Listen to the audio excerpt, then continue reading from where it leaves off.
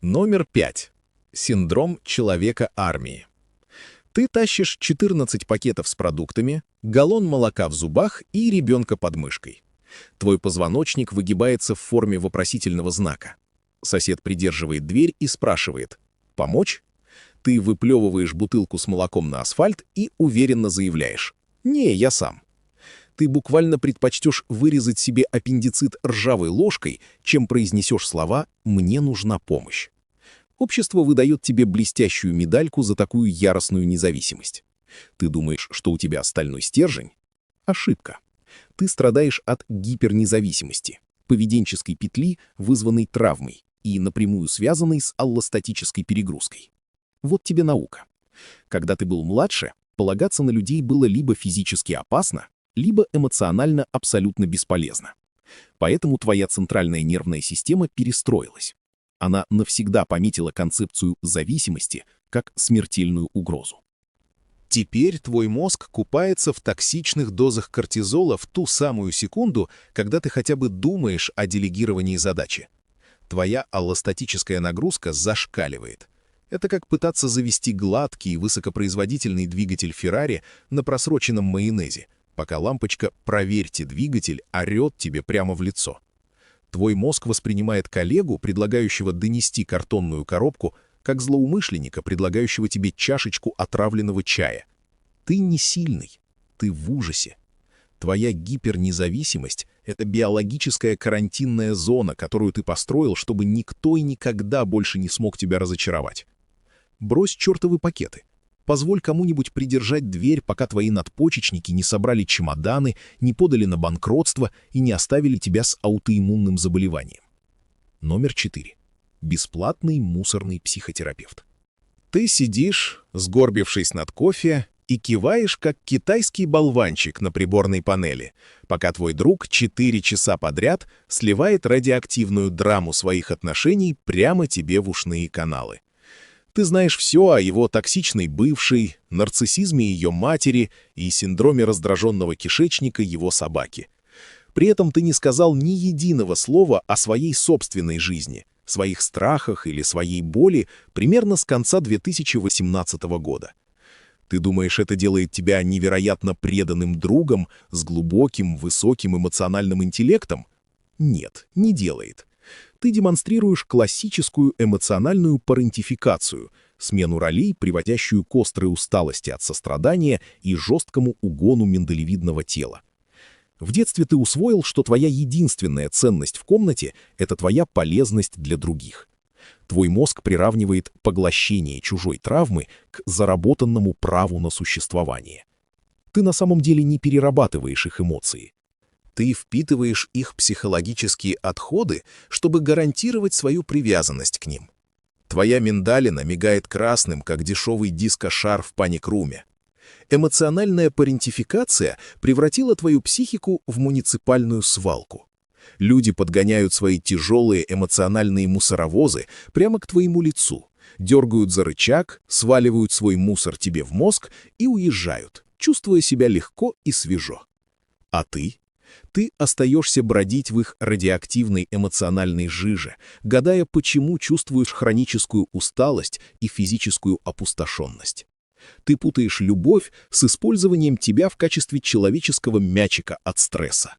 Закрой свалку, уволься со своей неоплачиваемой стажировки в роли их спасителя. Скажи другу нанять лицензированного специалиста, которому реально платят 5000 в час за то, чтобы слушать этот токсичный мусор. Номер 3.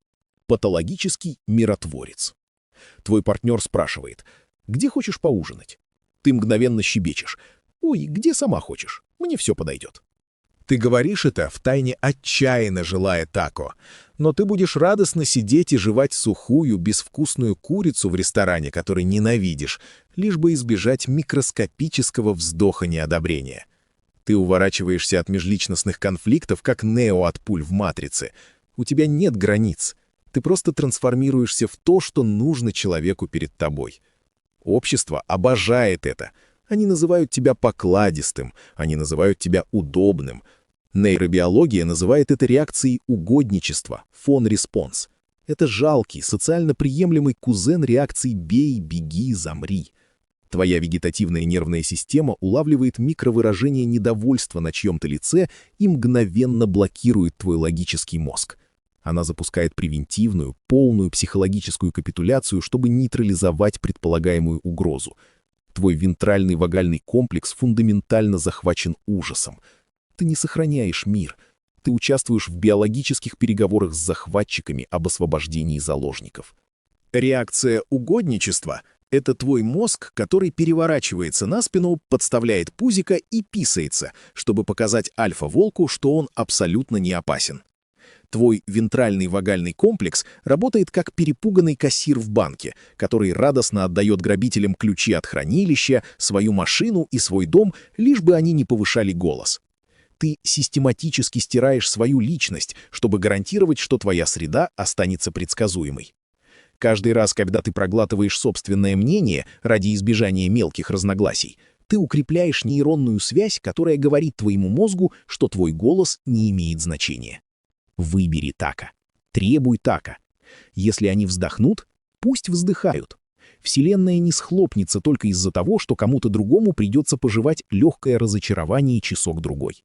Номер 2. Мертвая зона желаний. Ты гордишься своей неприхотливостью. Когда наступает твой день рождения, ты яростно настаиваешь. Пожалуйста, никаких подарков, не надо суетиться. Ты систематически искоренил собственные потребности. Ты складываешься в крошечного невидимого оригами-лебедя, чтобы никто никогда о тебя не споткнулся. Когда кто-то спрашивает, чего ты искренне хочешь от жизни, твой разум становится абсолютно, пугающе пустым. Ты убедил себя, что превзошел мелкий материализм и человеческое эго.